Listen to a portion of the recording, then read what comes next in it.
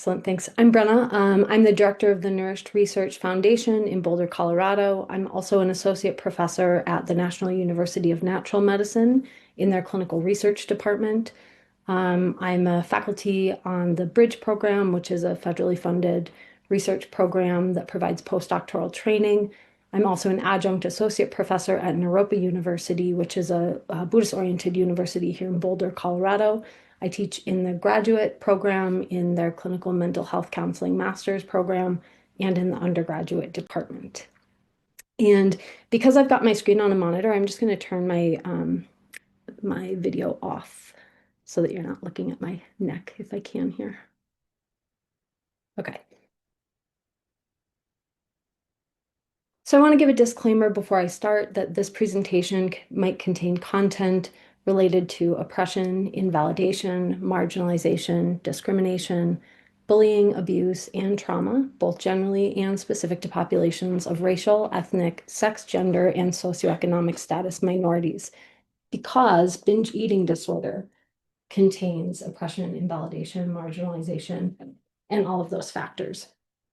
If at any time you feel activated by any of this content, I encourage you to please feel free to take care of yourself, move through your space, leave, return, whatever you need. So I'd like to start, if you'll indulge me, with a little contemplation exercise.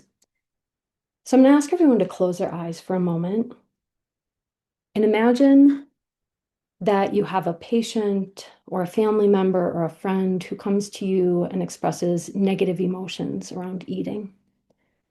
Maybe they describe having feelings of guilt, shame, loss of control when they eat. I want you to think about how you might respond. Are there any follow-up questions you might ask them? And I want you to just notice if there's any imagery that comes up for you about that patient, friend, or family member that you're imagining. Specifically, is there any particular body shape or size, any particular sex or gender identity, any particular race or ethnicity, socioeconomic status, or age? And when you're ready, you can open your eyes. We're just going to set that aside for a moment, and we'll return to that a little bit later. Thanks for indulging me. So, I have a PhD in biomedical science and neuroscience that was funded by my advisor's grant from NIDA, the National Institute on Drug Abuse, by the NIH. My postdoctorate training focused on complementary and integrative health, and that was directly funded by the NCCIH, the National Centers for Complementary and Integrative Health, which is an umbrella center of the National Institute of Health here in the US.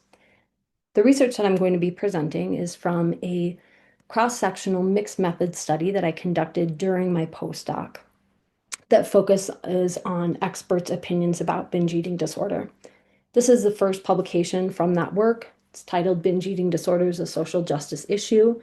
Focuses largely on environmental factors that experts most commonly and most robustly endorse as being associated with binge eating disorder. If you want to scan the little QR code, that should take you to the publication if you'd like to follow along.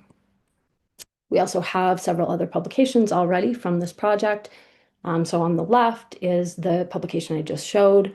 That was published in 2022. We also published in 2022 a publication on mental health aspects of binge eating disorder and then clinical aspects of binge eating disorder. And last year, 2024, we published a very large publication on complementary and integrative health use in binge eating disorder from this same study. We're working on a follow-up narrative review. And we're getting ready to submit a publication on treatment access barriers, which will be accompanied by a narrative review and a call for action kind of public policy piece. We also have several other publications kind of on the run. So binge eating disorder is a DSM-5 diagnosis. It's characterized by 2-hour binge eating episodes that occur at least weekly for at least 3 months, in which an individual rapidly consumes large amounts of food. That's a pretty subjective statement, larger than others would in the same context, associated with loss of control and distress. Those are core diagnostic features in the APA. feelings of disgust, guilt, or shame without compensation or purging. This criteria of larger than others would under similar contexts can make diagnoses quite challenging in adolescent populations or in athletes, pregnant women, things like this. This is a fairly new diagnosis again, so it just became recognized as an autonomous diagnosis in the DSM-5. It has very high rates of comorbidity, so 89% mental health comorbidities, 63% comorbidity with substance-related and addictive disorders, 61 to 55% comorbidity with depression and anxiety, 31% comorbidity with PTSD or other trauma and stress-related disorders, 8% with neurodivergence, as we know of, though that doesn't tend to be queried as much in research historically. And it often, these comorbidities, it often goes undiagnosed.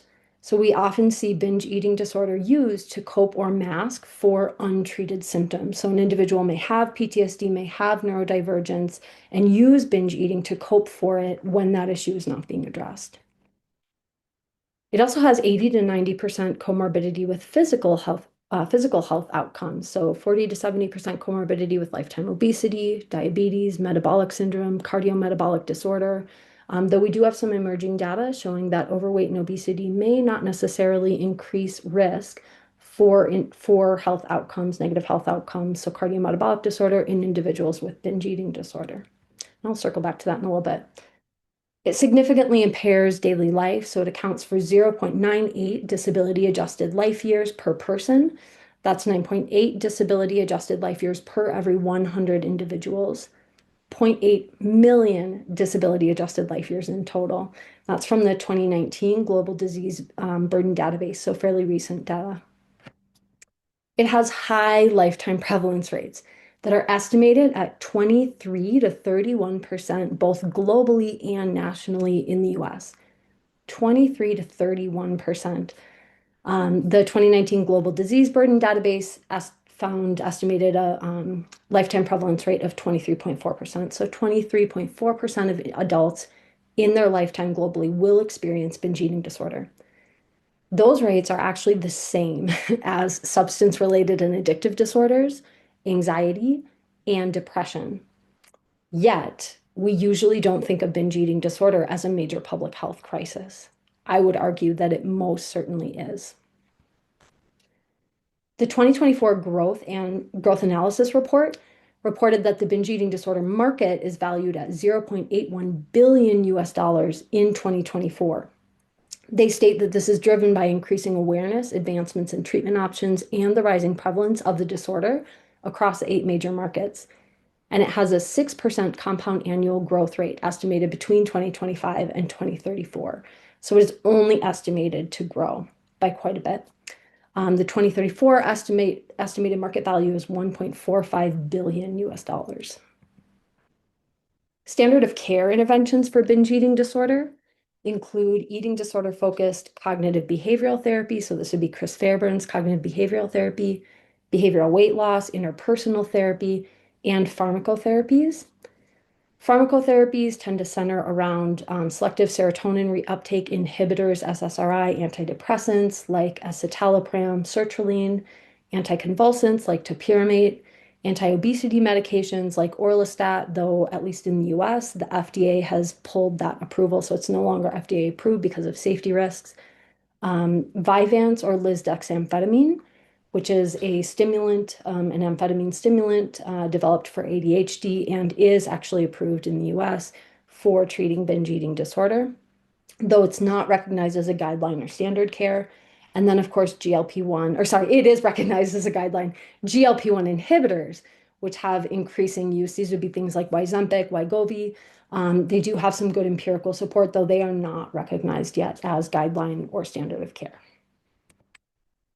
Other evidence-based treatments or practices that have increasing use would include family-based therapy, other psychodynamic therapies, humanistic therapy, dialectic behavioral therapy, guided self-help versions of cognitive behavioral therapy, DBT, and then mindfulness-based stress reduction or mindfulness-based interventions.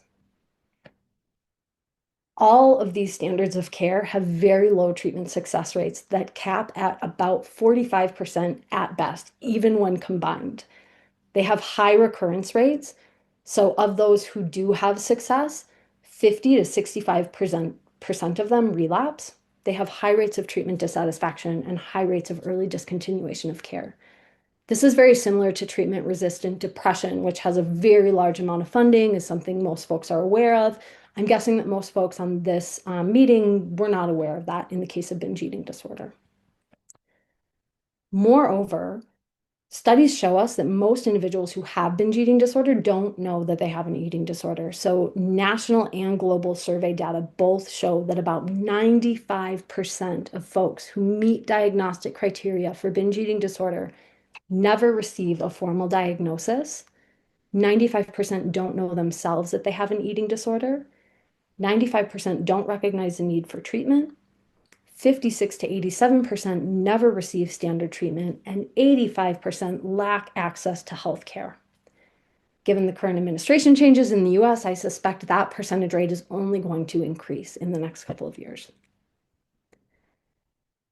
An issue in the field that we're gaining awareness around in research, but that really hinders binge eating disorder detection, screening, diagnosis, and treatment is what we call the SWAG stereotype.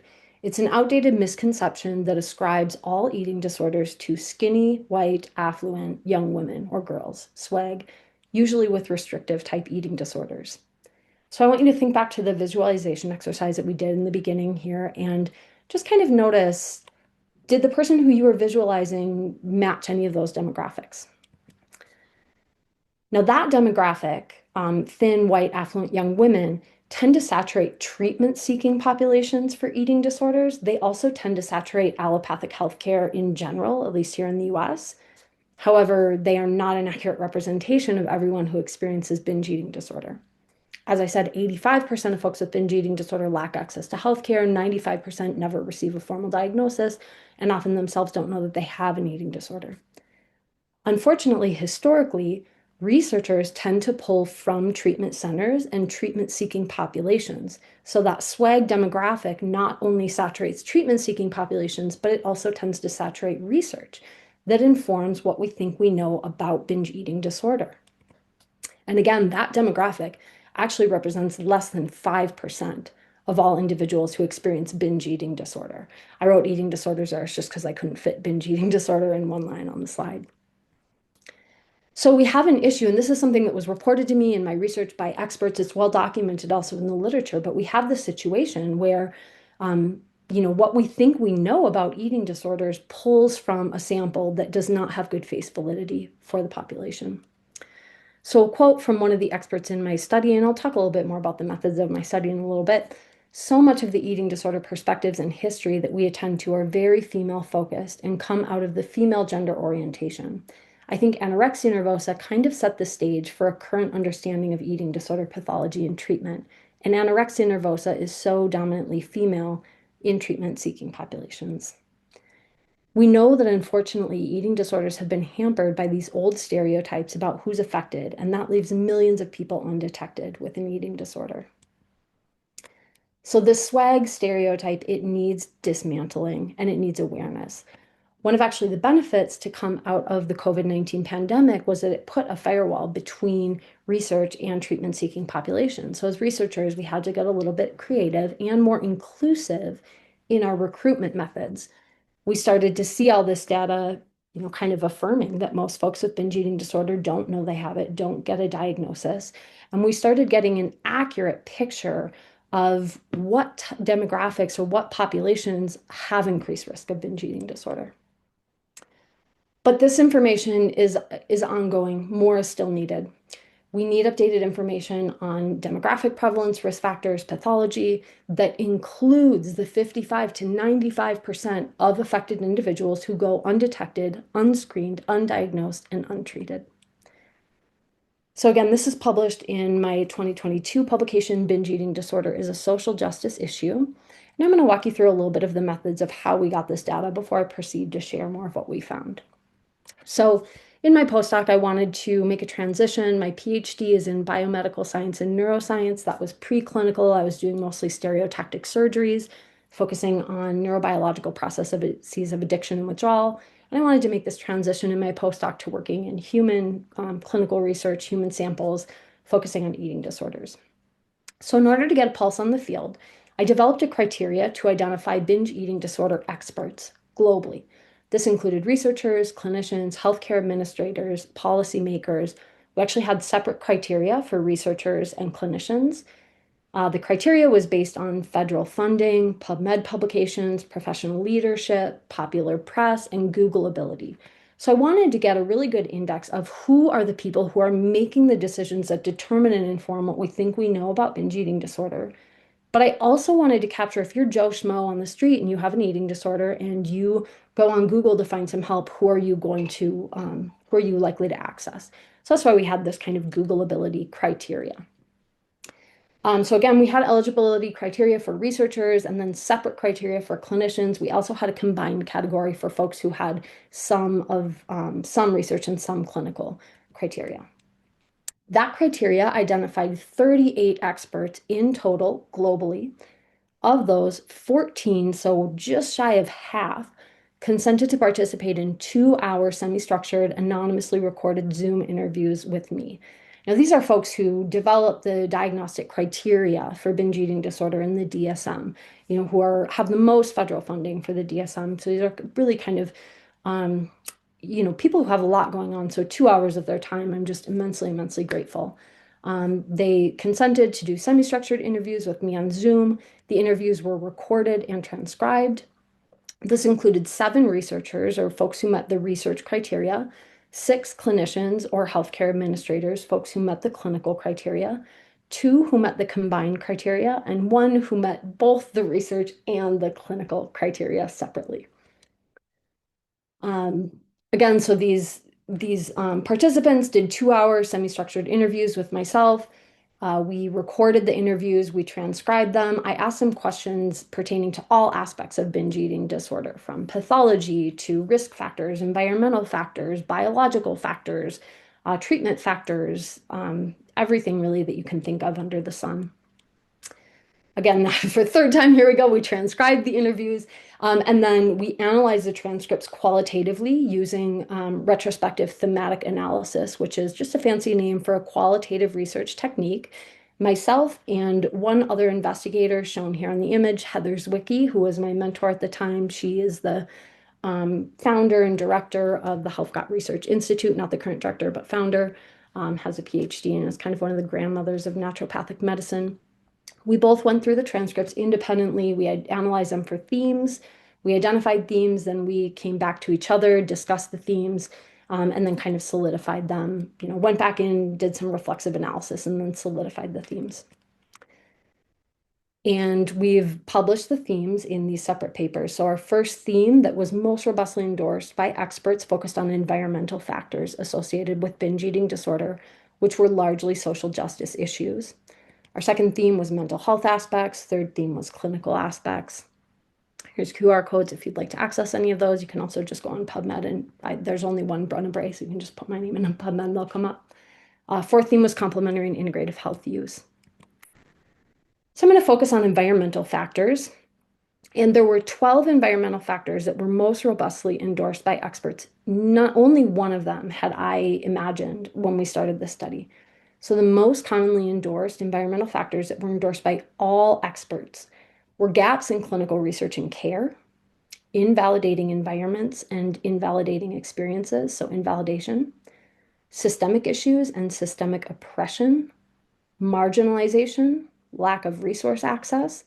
Those 4 factors were endorsed by all experts in our study. Other environmental factors were economic precarity. The percentage here is a percent of experts who spontaneously, without prompting, endorsed that theme as a factor.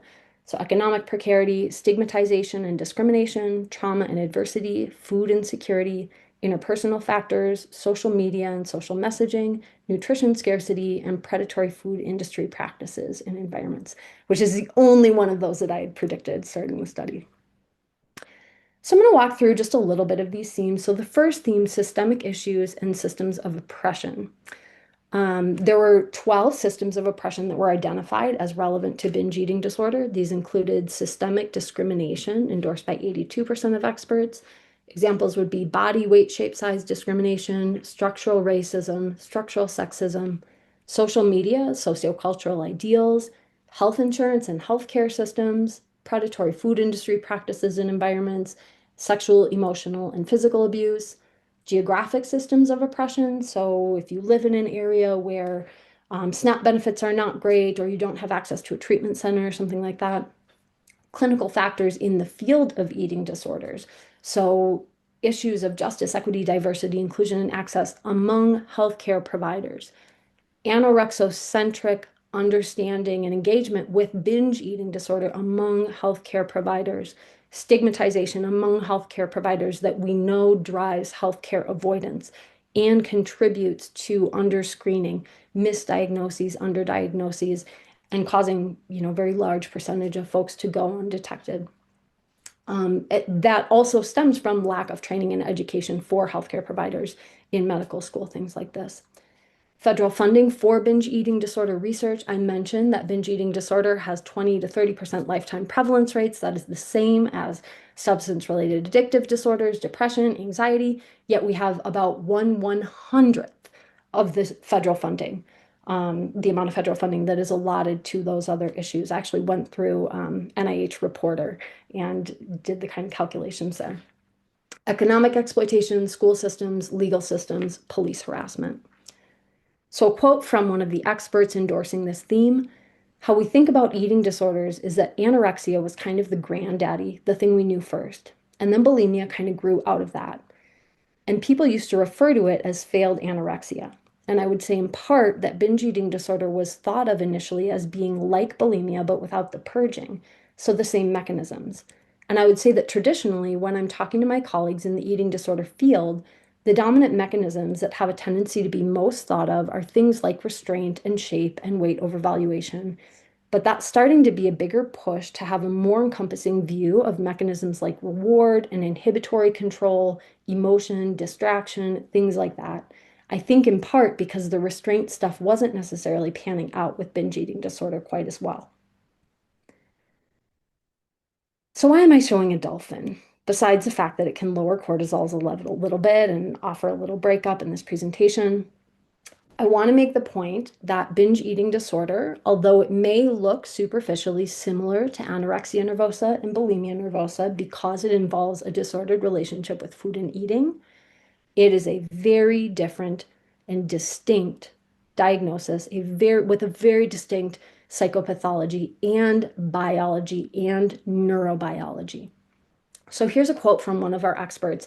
And this quote was actually given in reference to something else, but I'm going to use it here. They said, I think in mental health, a lot of what we do, we see commonalities behaviorally, superficially, and then we make deductive applications. But dolphins and sharks look and behave quite similar, but one's a mammal and the other's not. If you look superficially, a lot of things can look the same, but I think we need to try and understand these more completely to see if such apparent commonality is supported. We need to review the data. So our second theme of marginalization and lack of access to resources had several sub-themes in it as well.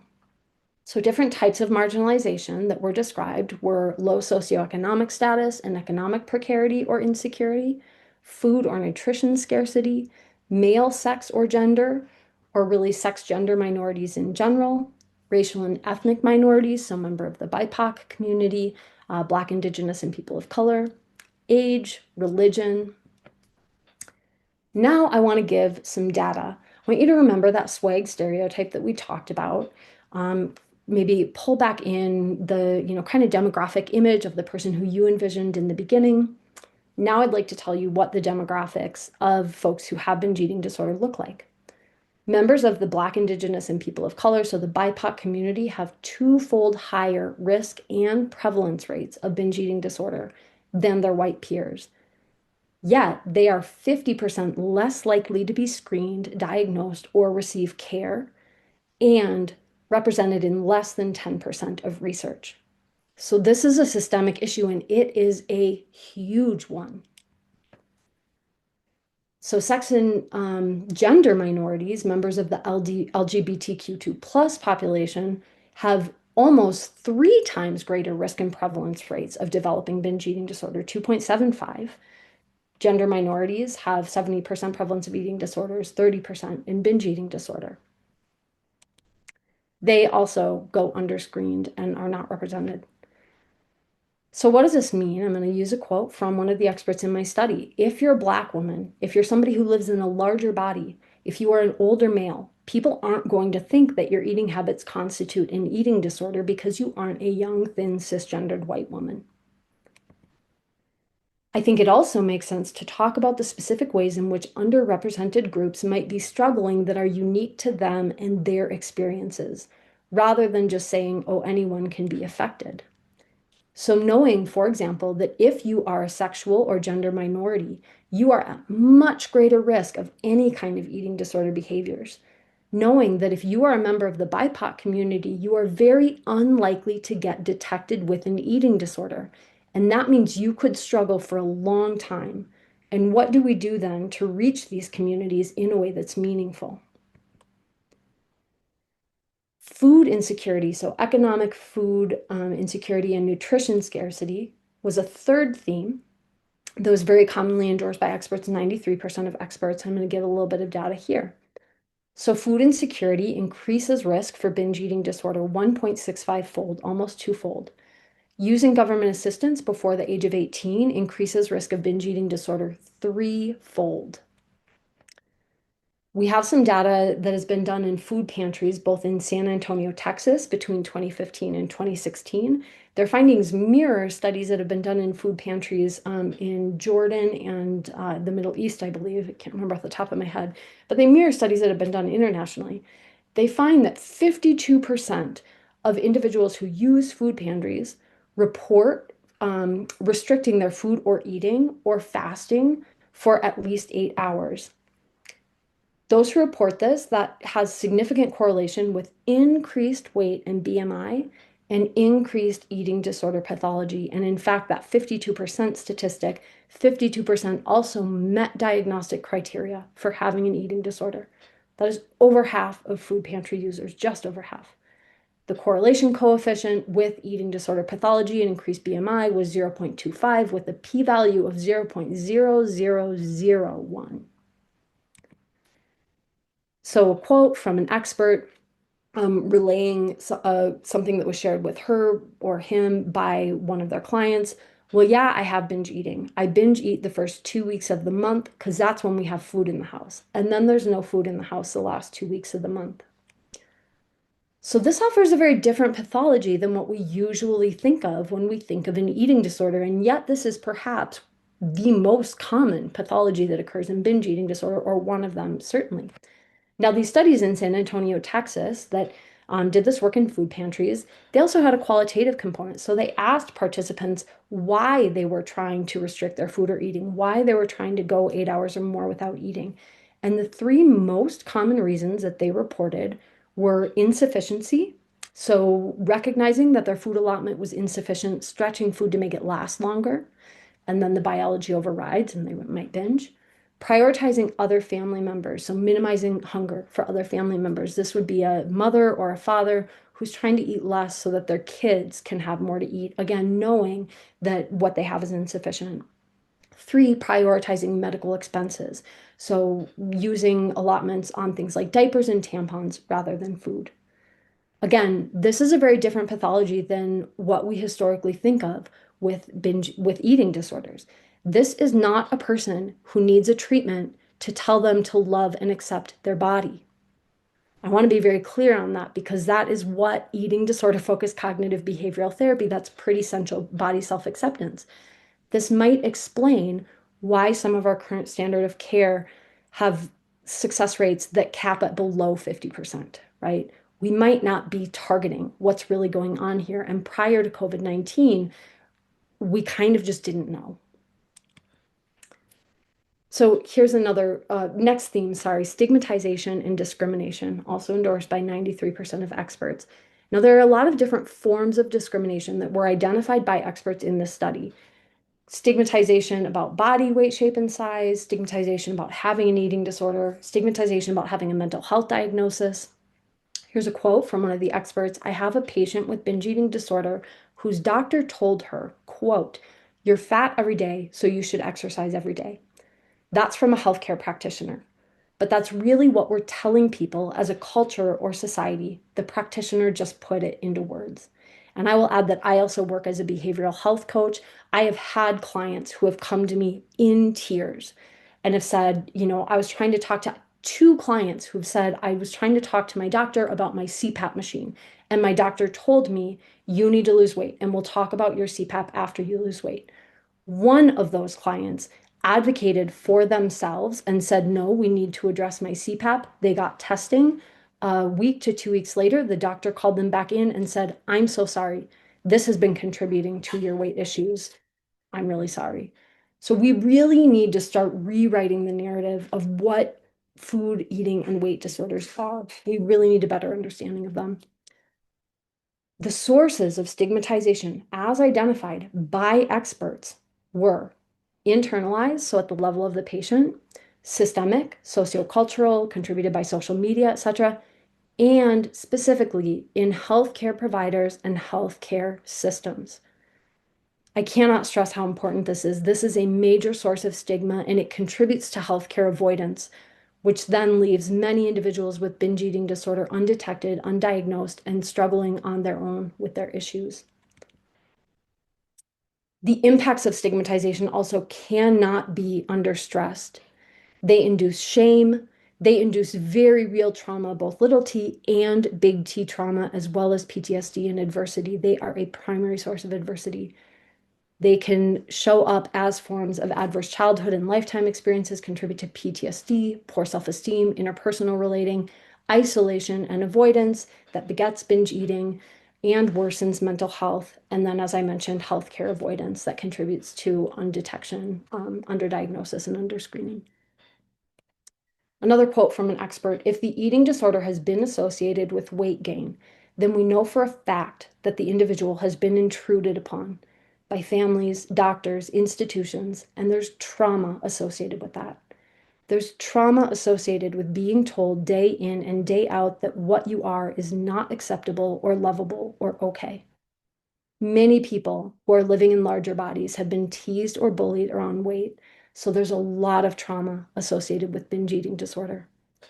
For those of you who are providers and you may have individuals who have high weight, fully understand that can increase risk of other health issues. You need to address that. Please proceed with sensitivity and understand that you are going to be treading on a landmine for someone.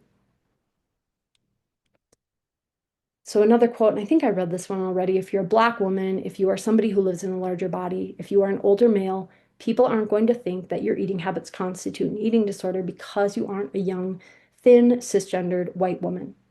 Now, I've already read this quote. I'm showing this because, as I mentioned, I direct the Nourished Research Foundation. We use research to help improve awareness, understanding, prevention, treatment, and clinical and lived experiences for folks, not just with eating disorders, but also with a variety of health disparities. We aim to kind of tackle this issue on 4 different levels. So we provide resources that are accessible for folks who have binge eating disorder or other mental health disparities and might not have access to healthcare. We provide trainings to healthcare providers and organizations. We use research to help improve our understanding of these types of eating disorders, inclusive research. And we also use social media campaigns and public speaking to help change the environments that eating disorders occur in. So this quote and this infographic that you're seeing was one that we posted on our social media posts in one of our campaigns. As you can see, it got very high engagement. So we had 120 people engage, give an emoji, give a response. There were 68 comments and 4 shares. Now we actually have one of our research interns, created this infographic. Barbara Callu, she's a clinical mental health master's student at Johns Hopkins University. She created this, we launched with, we had all this engagement. I thought, oh, that's great. And then I looked at the comments and they were atrocious. I met with Barbara. I shared this. I was so heartbroken. I was thinking, man, we're just enabling here. And Barbara said, would you mind if I take some screenshots of those comments? I said, no, go right ahead.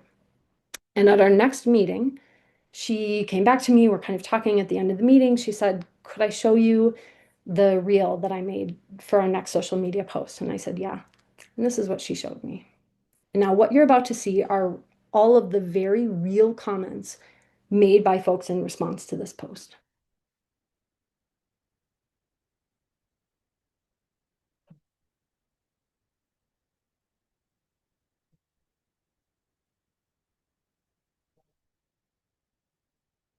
Anytime you're given the message, overt or covert, that something is wrong with you, like you're bad, you're too much, you're big, you're repulsive, you're gluttonous, whatever, that's really the message that people internalize through a lot of experiences with healthcare providers and other organizations.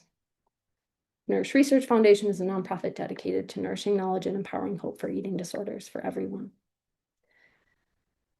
So I like to show this because I think it is a really good example of the extent, the pervasiveness of the stigmatization, the discrimination, the bullying, the abuse, the adversity that many folks who live in larger bodies and many folks who experience binge eating disorder and other eating disorders experience on a daily basis. So again, this is that quote. The last part of, so anytime you're given the message, overt or covert, that something is wrong with you, you're bad, you're too much, you're big, you're repulsive, you're gluttonous, that's really the message people internalize through a lot of experiences with healthcare practices, practitioners, families, schools, etc. So I'm going to kind of wrap it up here a little bit. But a next theme that was very highly endorsed was trauma and adversity, very highly related to stigmatization, which we just talked about. Relevant forms of trauma and adversity that were identified by experts are listed here on the right. These include conventional adverse lifetime experiences and adverse childhood experiences endorsed by 29 and 14% of experts. These would be kind of your traditional abuse, neglect, household dysfunction.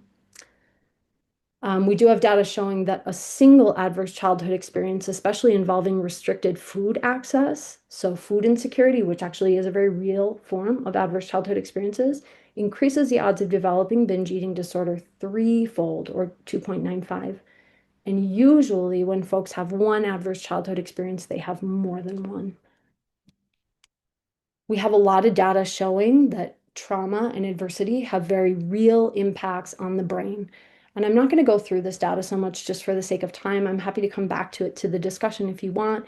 Over here on the left, though, you're looking at a very healthy, active brain. Over here on the right, you're looking at a PT scan of a chronically institutionalized Romanian orphan. And there are actually several, so there are statistically significant differences here. And you can see that it is less active, it has more atrophy, things like this. So we know that trauma has very real impacts on the brain. We also have other forms of trauma and adversity that were endorsed by experts. These included body weight, shape, size, stigmatization, invalidation, oppression, marginalization, interpersonal trauma, mandated movement, food insecurity, especially as a child, chronic dieting, and as I mentioned in the beginning, untreated other diagnoses. So untreated ADD, ADHD, untreated autistic spectrum disorder, PTSD, etc. The mandated movement I'll talk about a little bit more in a bit. So if you're questioning what that is, I'll come back to that. I do want to acknowledge, as I'm showing here in the left, these types of adverse experiences are gaining recognition in the literature base. We tend to call them expanded ACEs or expanded ALEs. And we also have data showing that these expanded forms of adversity also have very real neurobiological impacts. So this is Nicholson 2022 showing the neural correlates of sexual minority stress, which is experienced very highly by individuals with eating disorders, showing that it impacts the default mode network. It impacts the salience network. So it increases our reward threshold, makes folks hypersensitive to reward and reduces their capacity for reward regulation that can facilitate and prompt binge eating. It also impacts the central executive network that can contribute to the high comorbidity with things like ADD, ADHD, etc. I want to point this out because this is not just an issue of being able to cognitively not binge eat. There's a very real neurobiological underpinning here to about 80% of the data that we have shows about 80% of folks who have binge eating disorder also meet diagnostic criteria for substance use disorder or now substance related and addictive disorders using the DSM criteria if substance and paraphernalia are substituted for food and eating. And that's using Ashley Gerhardt's Yale Food Addiction Scale. Happy to talk more about that later. Ashley Gerhardt was one of my external mentors in my postdoc. So we know that people who are traumatized can have upsetting of their arousal responses that is biological, and that managing and downregulating the hyperarousal response is an important part of therapy often. We know there are biological brain changes that occur as a consequence of repeated adverse or traumatic life experiences. We know that PTSD is a disorder that is a common outcome, but that people can also develop other disorders which are not PTSD, but that occur as a consequence of repeated adverse lifetime experiences. As part of that dysregulation of emotions and those experiences, binge eating can become a way of modulating these emotions. It's a real phenomenon and a real effect. And lots of research shows that traumatic early life experiences of all kinds can increase someone's risk for an eating disorder. Again, that's from an expert in the study. So I'm just going to kind of touch on mandated movement, and then I'll kind of move it into the end, wrap it up here. So I mentioned mandated movement. This would include, there's a challenge in the field we published in our 2023 publication on clinical aspects of binge eating disorder. There's a challenge in the field of how you address the issue of weight in folks who have binge eating disorder without adding further stigmatization or trauma. So one expert said the trauma of physical activity, the idea that they don't want to work out, but it's really that their middle school teacher was screaming at them when they were trying to do their mile or whatever in gym class, or they got made fun of. And we actually do have some data supporting this. So this is from what I'm showing here is from a publication published in 2018. My best memory is when I was done with it. Physical education memories are associated with adult sedentary behavior. And this is showing the number of folks, I believe, with eating disorders, respondents who report having some kind of trauma or adversity related to their physical education experience. So again, as providers, if we have folks who live in larger bodies, and this extends beyond eating disorders, we need to be very sensitive with how we address that. We need to understand that for these individuals, we are working with trauma.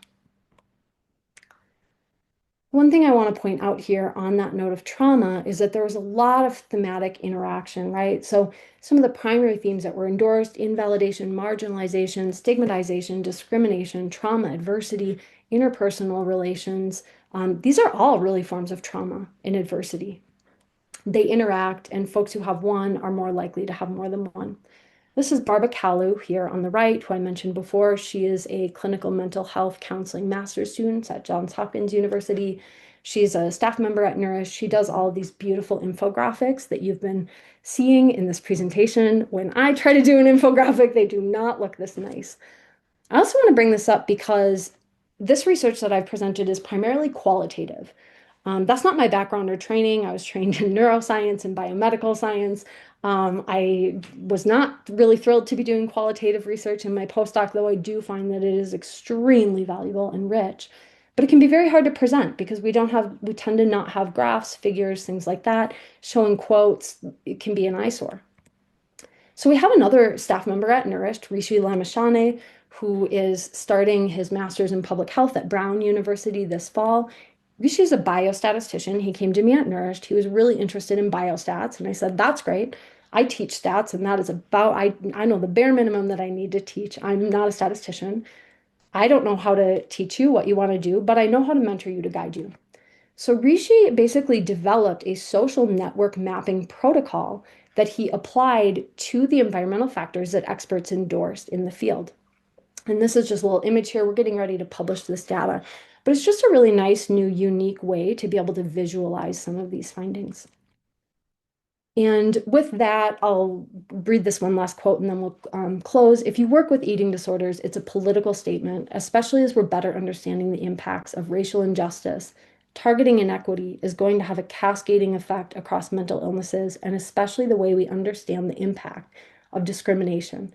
There's no question we need to be thinking about broad-based social factors related to poverty, related to stigma and weight stigma, obviously, and binge eating, but frankly, all types of stigma, all types of discrimination, because binge eating crosses demographics, gender, and my guess is binge eating disorder is horrifically underdiagnosed among people who aren't currently on our radar. So what can we do? Number one, la tabula rasa. Blank slate. Forget what you think you know about eating disorders. We need systemic screening among providers, especially in marginalized populations, your CMS patients, your members of BIPOC community, LGBTQ2+, etc. We need a better understanding of weight bias, stigma, discrimination. I'll add right here, these notes are things that were identified and most highly endorsed from experts.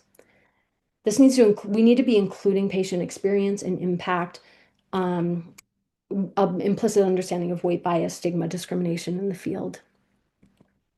Number three, taking and raising the patient narrative. Again, forget what you think you know about eating disorder, listening to our patients, asking questions.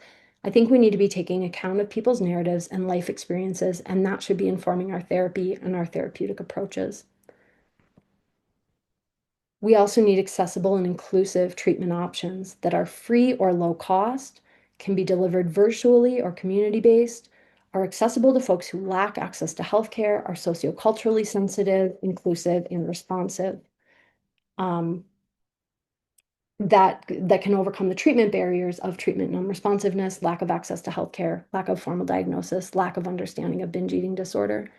I put out a publication on Overeaters Anonymous, which is a 12-step fellowship that has high potential impact for binge eating disorder. We're getting ready to kick off a study to test the feasibility and efficacy of this intervention.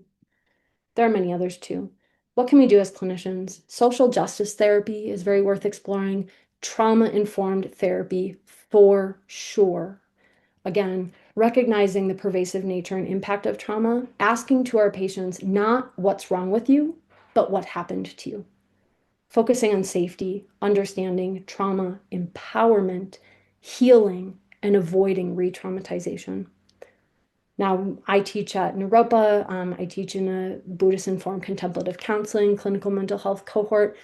Buddhist-informed contemplative counseling has a lot of really rich interventions that have high impact here. So the concept of basic sanity or brilliant sanity, acknowledging the basic sanity in all of us, the capacity for healing, self-awareness, growth, honoring the brilliantly sane clarity and wisdom in each of us.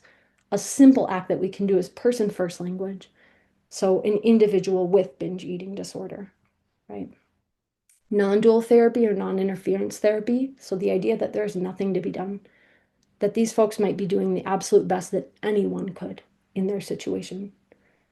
Offering compassion, empathy, acknowledging, again, the basic sanity, innate capacity for healing, self-awareness, and growth. Non-dual therapy also has a very large empirical base. And as I mentioned at Nourish Research Foundation, we're really kind of doing what we can to address this issue. I think I went a little bit over. Thank you so much for the